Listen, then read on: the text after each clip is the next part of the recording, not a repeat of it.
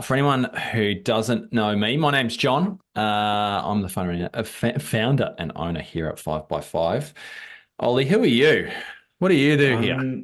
Head up the SEO and the PPC department here at 5 by 5. So that sort of leads into what we're talking about today, more on the PPC side of things. We're just going to sort of cover just some light theory, and then we're actually going to make this super practical and Mm. get into like a real campaign, setting up a real campaign, and then showing some stats around some other campaigns. And hopefully, this is just like a good broad cross section in terms of how Google Ads could potentially be used in your life. Looking at some stats, talk us through these, Ollie. The first one there, the top three paid ads in Google search results receive 41% of the clicks on average. So almost 50% of the clicks going to those top three paid ads, which is a Massive. pretty crazy statistic.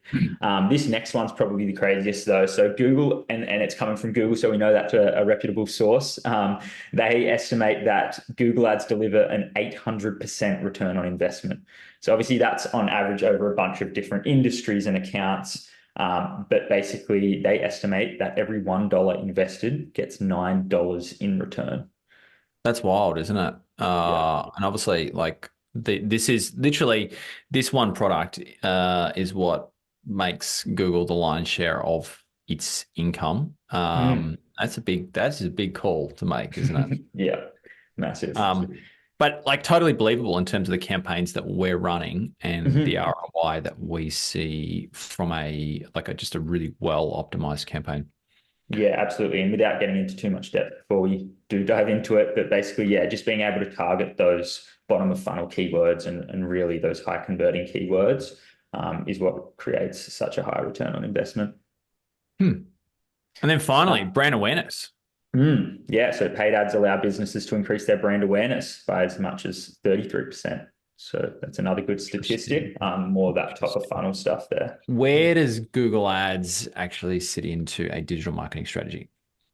Yeah, so we sort of just mentioned both the top of funnel stuff and the bottom funnel stuff, and that's what's mentioned here as well. So brand awareness campaigns are awesome at getting your brand in front of users' faces, really, like display ads and stuff like that will really just Mhm. show your brand to people. So more that top of funnel, but then also, and probably the most popular way is capturing those high intent leads through campaigns like search campaigns. So that's really where you can target those bottom of funnel keywords. Um, and get really high conversion rates. Cool. We're gonna actually show like there's a whole Mm. bunch of products that exist in the Google Ads ecosystem, and it's probably going to make a little bit more sense when we actually break it down and show you some screenshots in terms of like what constitutes an ad, and then how it fits into maybe like a user's experience as they navigate through Google through to landing pages and all that sort of stuff. How do Mm. ads complement other digital marketing channels? Tell us about this.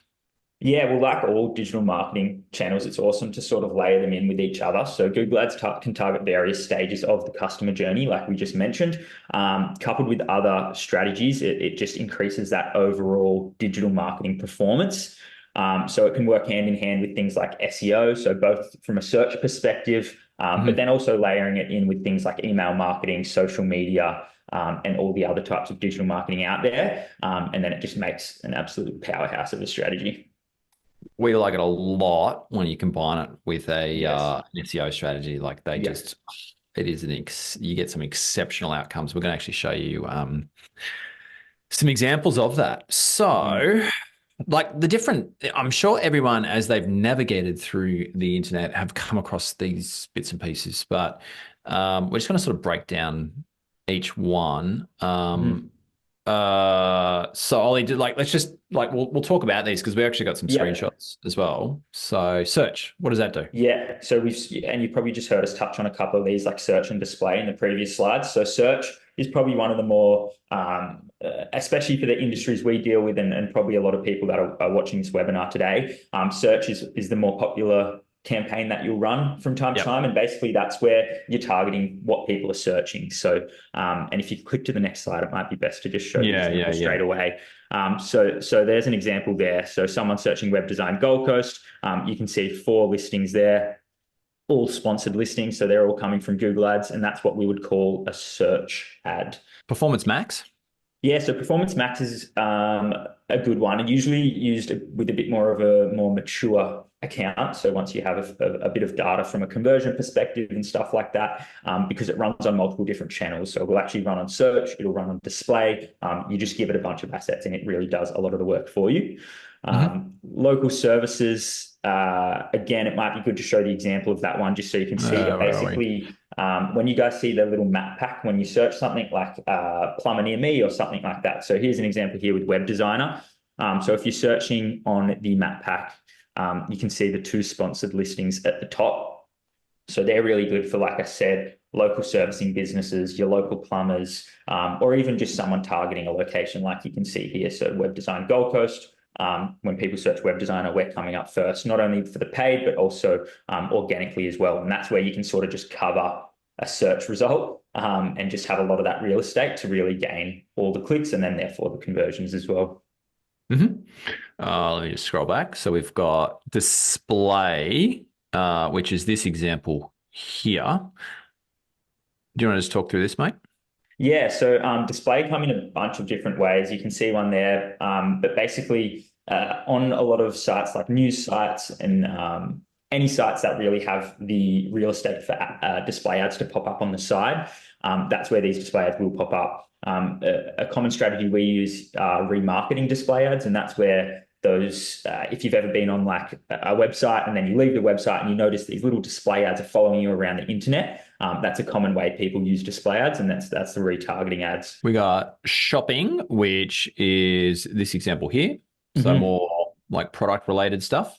Yeah, e-commerce related, and that's getting more and more popular as well. The little shopping tab you can see just under where it says Apple Watch, a lot of people are starting to use that because it's very easy to compare different products and different prices and see what's on sale without having to visit multiple different sites. You can sort of just see it all in front of your face like that. So yeah, the shopping's super beneficial. If you're an e-commerce brand, that should be on the top of your list for something you should be running. Smart. Yeah, Smart's not a big one we use, just for the fact that it's depends on how you use it. It doesn't always get the greatest results. It leaves a lot of the strategy and whatnot up to Google itself. Sort of one of those flick it on and you can just leave it. So if you're a fresh beginner, maybe you can try it out. But yeah, definitely won't probably harness the greatest results for the industries we work with anyway. You may burn through your budget pretty quick. I would say so. Putting that Anything where you're leaving it up to Google, they will try to use a lot of your budget. That being said, Performance Max is left up to Google a lot of the time, and we get some really good results with that. But yeah, you just got to be careful. Yeah, cool. Then we got video apps, not that relevant, and then well, it's obviously If you are, more app centric, which we're not going to cover off on today, and then discovery. Yeah, that's just where it pops up on those different platforms like your Gmail and Google News and stuff like that, I believe. So it's sort of just, yeah, getting the brand in front of people's faces another way. So then this was the video one here where I'm sure everyone's seen it. You watch a YouTube ad, you get your video content basically showing up, and sometimes you'll get like a 25, 30-minute video, long form video. And if it's a good, compelling video, like I've sat there for like 15, 20 minutes watching like an ad before I've but then that's obviously like just dependent on the creative in the ad, but it allows you to then present that in a very strategic targeted format through audiences or however you can leverage the ads ecosystem. We're going to hone in on just a standard sort of search campaign and how we get this started. So what we're going to do, we're going to go through, I'm actually going to create a campaign. How does that sound, Ollie? Let's do it. All right. What could go wrong? A live demo. All right, mate. So you're the expert. You got to tell me where to click. I have clicked on the new campaign. Yeah, so self-explanatory. Come into new campaign. I'll try to talk through these different things and sort of what they mean, and where sometimes Google might try to lean you one way, but sometimes it's not in your best interest. They're trying to get you to spend a little more money. But first up, the campaign objectives. So interesting enough with this, whichever one you click, it doesn't actually change the performance of your campaign. I believe all it changes is just the way they will recommend stuff to you. So if you're a beginner and you're trying to set something up, maybe it is good to click on one of these. But at 5x5, we'll always go with just creating a campaign without any guidance. So the bottom right one there, because we believe we're smarter than it at times. So we like to make our own decisions. So we always create the campaign without guidance. All right. So I click that one. It then forces us to decide on what is the campaign type. What are we trying to get done here? Yeah, so these were all the ones we just ran through then. Yep. Today we're going to be talking about search. So as the example we showed, it's just coming up when someone searches your keywords. Awesome. Conversions, this one already set up for us and we won't dive into it. We could do a whole nother webinar on this and how to track conversions, but basically that's just how you're tracking a lead from the ad. So whether that is a purchased product, whether that is a phone call, a form being submitted, all that thing. It's just making sure you're tracking that, because you need to make sure you're tracking that, and you need to make sure you're tracking it accurately as well. Yeah. So just zooming out a little bit, like this is what we've defined success as. And in this instance, it's for my wife's business, who happens to run a day spa. So in her instance, we've got 3 conversion goals. So we can track people who physically like do a search, go through to the website, and then book an appointment. Secondly, we can track phone leads. So someone's done a search, they come through to the site, and there's a dynamic number that's displayed on the site. We can then track who calls through and or clicks on a mobile search through the mobile. And then finally, she's selling gift vouchers, so we can track the purchases through that. And then that's all been set up through GA4, Google Analytics 4, which is the analytics platform system. And that's very much intertwined with the ad system. Did I say anything misleading or false there, Ollie? Nah, that was good. Okay. There is different ways you can set up the conversions. That's just how we set it up for this account. So setting it up in GA4 and bringing it across. With more complex accounts, often with e-commerce and stuff, it might have to be done differently. You can actually do it within Google Ads and sometimes get different results. But that's something you should be testing at the start of your campaign, and something that usually the experts would do when they take over an account like this. Awesome. Okay, so we continue on. What are the results that we want from this campaign? Yeah, so let's click website visits. It'll just give us that little head start if we put in the website, and it'll start to give us, when we get to the part about the keywords and stuff, it'll really crawl the website and give us some suggestions. Yep. And then phone calls, we can always chuck in the phone as well if you have it handy. We're going to give this a campaign name of test. Yeah, so when naming campaigns, obviously you can name it based on what the goal of it is and everything like that. But today's is just a little dummy That's campaign. not a very meaningful name at all, is it? And then we get to the bidding part. So without going into too much depth here, it's pre sort of set their conversions. I would usually start, especially with a fresh account, I would start always with maximize clicks. Again, without going into too much depth, basically the reason for that is we just want to get as much data as we can before we start maximizing for conversions. So starting with maximize clicks, setting a max cost per click bid limit's probably smart, especially if you're not going to be monitoring the account 24/7. If you're just going to set it and sort of come back in a day or two, set it around that $15 mark just to make sure it doesn't go too crazy, but it shouldn't be spending really $15 for a click. And depending on the industry, like there is industries where, and obviously 5x5 is sort of one of them that has quite expensive clicks. What are we paying for a click on average off the top of your head? I wouldn't know off the top of my head, but I know it's around that number, if not north. Yeah, cool. For a click. But again, that's with a very mature account. We're paying for that for a reason, because we've optimized it and fine-tuned it down to really only paying for people that we think are going to convert. Yeah. Well, we're going to show you an example where that's much, much lower. But then in other industries like law can get pretty expensive. Yeah, all the personal injury stuff. I know, like out of Sydney, and it's hyper competitive. They'll pay like 100, $150 a click. Wow. Because yeah, the payoff is there, and yeah. So anyway, it just what we're trying to say here is it varies from industry to industry, product to product. Mhm. Yep. All right, so we go next. What are we Yes. doing here? So you can see there again, it's they've already filled in and clicked the including the search partners and the display network. So Google's already done that for you. I would unclick these majority of the time. Basically, that's just going to have you put on multiple different networks and partners to Google. At the moment, we don't need that. We just want to make sure we can get the best bang for buck. And again, this is just Google sort of trying to spend a little bit extra, so they try to include search partners and things like that.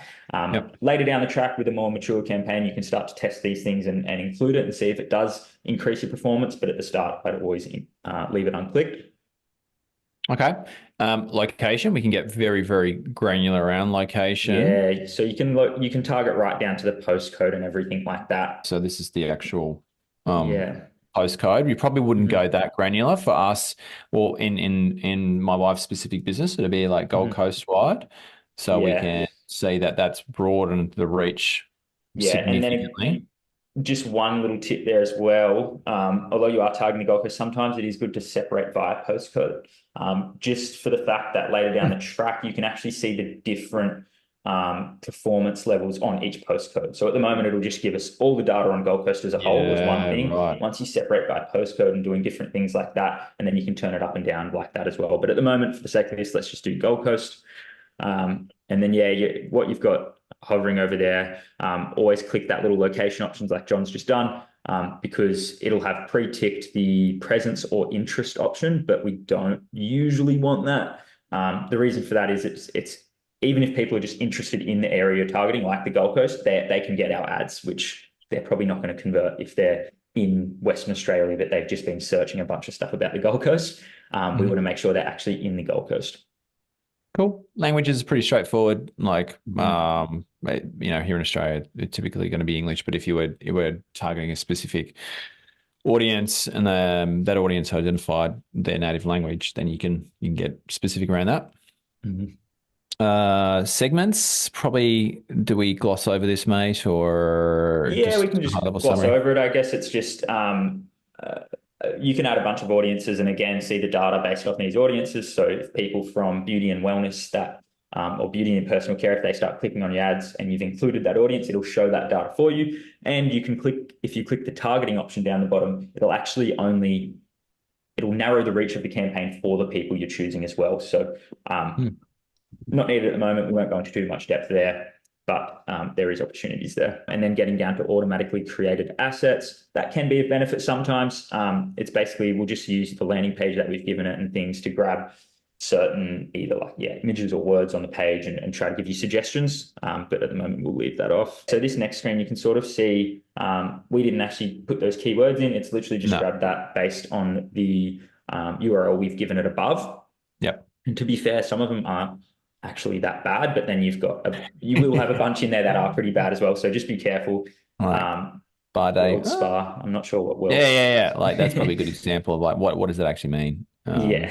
Um, so And yeah, most of them are right, aren't they? yeah. Okay. So sometimes you can look through even Eden Day Spa.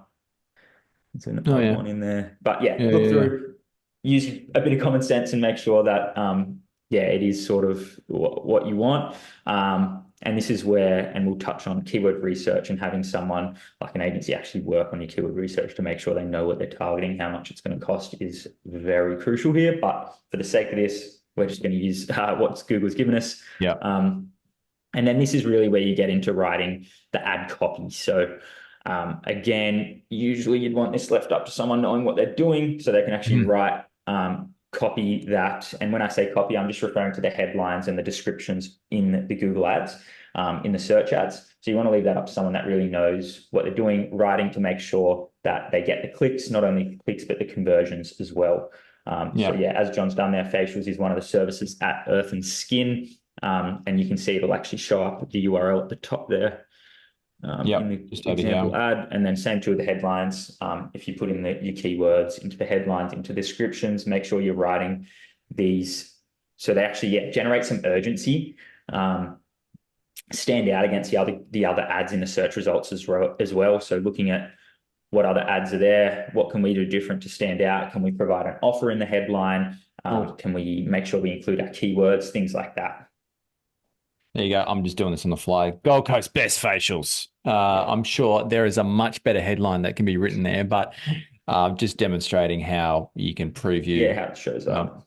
yeah, yeah. And this is a whole science in and around like direct response copywriting, Yeah, like you said, urgency, features and benefits, all that sort of stuff, right? yeah, yeah, absolutely. And without doing this stuff and really spending the time or the money with someone that actually knows what they're doing, you end up wasting a lot of money as well. So um, yeah, if you don't know what you're doing, sometimes it's best to leave it up to the professionals.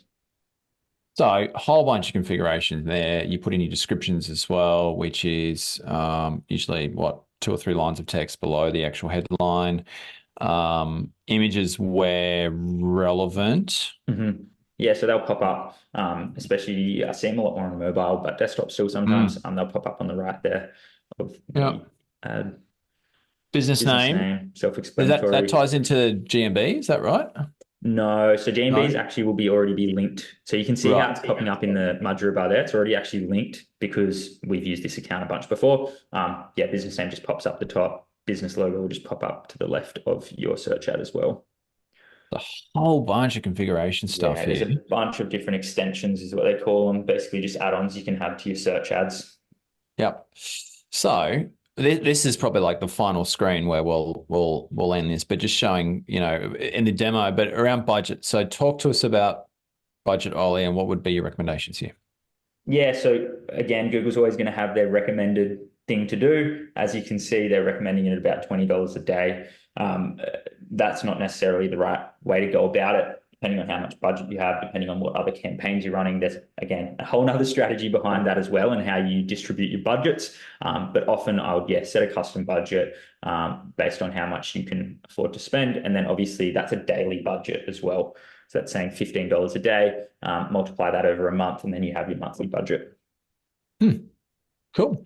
Um, and look, it's highly fluid in the fact that, you set your budget, you'll see what sort of results you get, and it's sort of like the campaign needs a bunch of data to start off with. So it's almost like the mindset is like, give it some budget, give it an opportunity for the system to learn about the product and the users and how they convert and all that sort of stuff. And then that's where the refinement comes into play. I just want to show you like what this practically means. So to give you an example, we set up this ads campaign for the day spa basically at the start of the year, middle of Jan.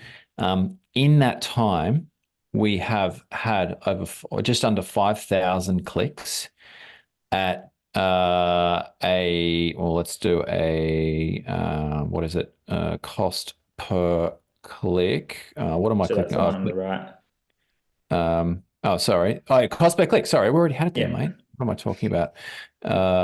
So let's go conversions. Mm-hmm. So that's the number of conversions that we have had. So based on that volume of clicks, we've had just shy of 250 conversions at an average of around $20. So that's pretty cool because we know that based on the investment, we can essentially buy a new customer for just shy of $20. And they can come in for a treatment, and the numbers add up, right? So it's this real, just transparent way of understanding how to get a really clear return on investment from start of the search to actually delivering a product, which is pretty exciting.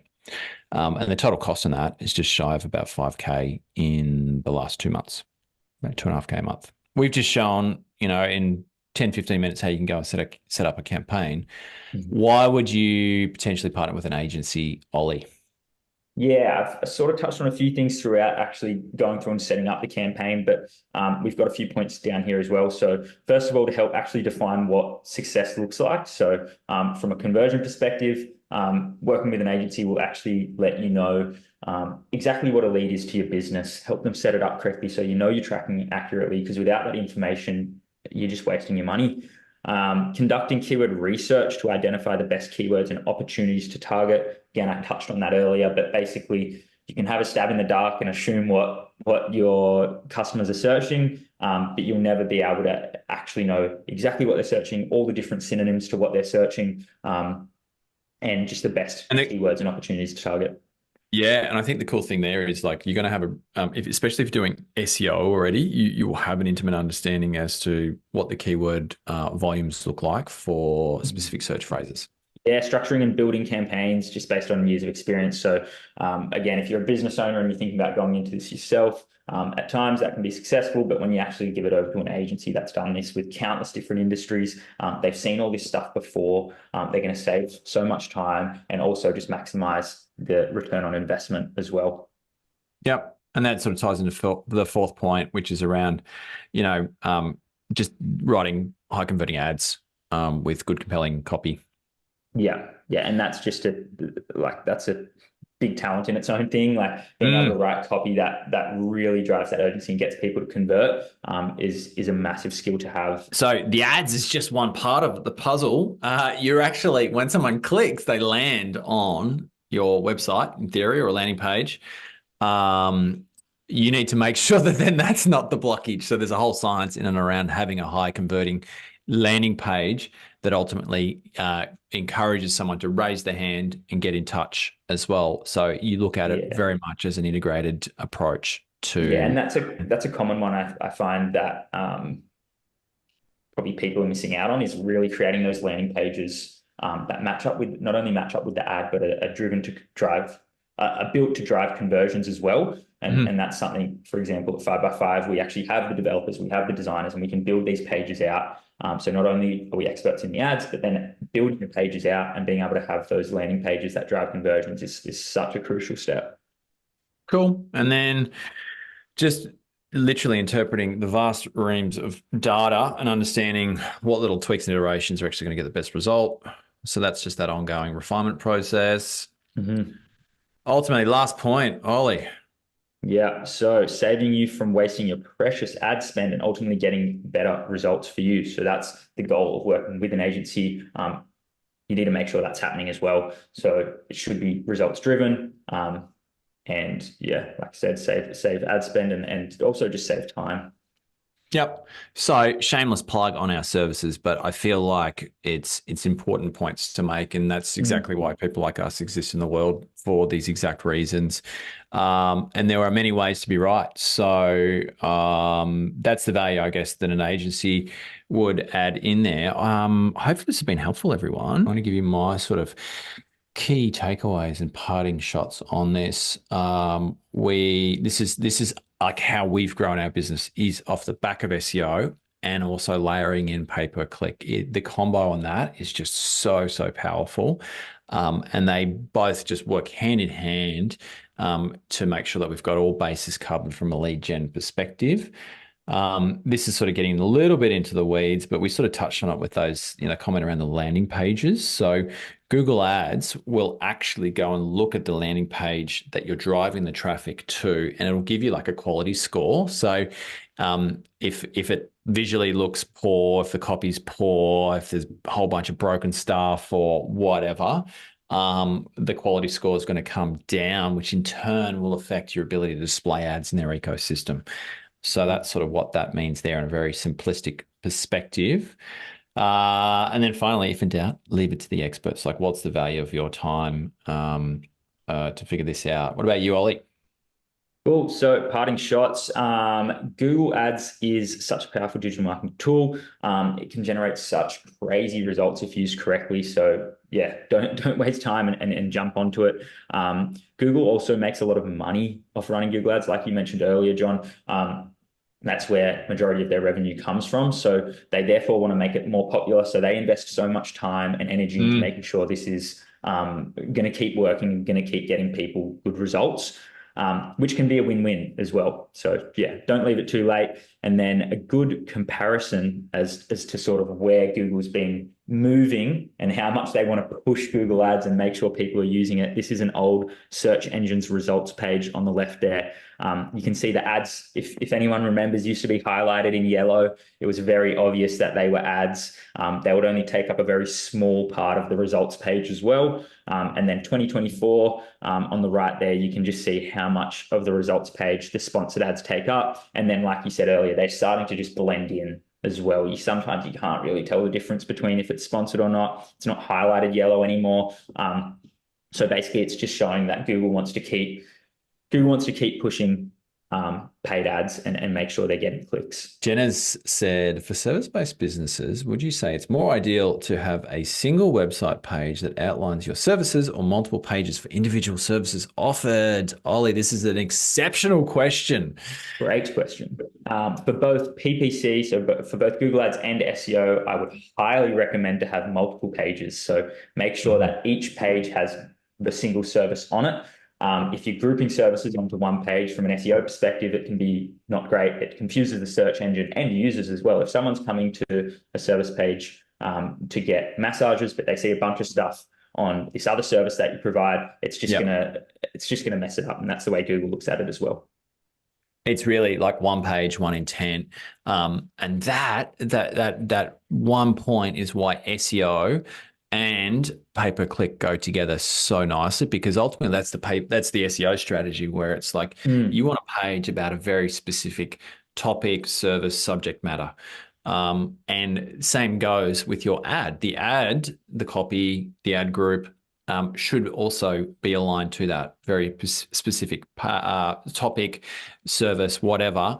So it makes sense to land people on a page that is very granular and specific around something. So that's why they go so nicely together. If anyone needs any help with this, happy to have a chat. You may already have an ads account. We can jump in there and have a bit of a sticky beak. Yeah. So you keep making it digital marketing magic, everyone out there.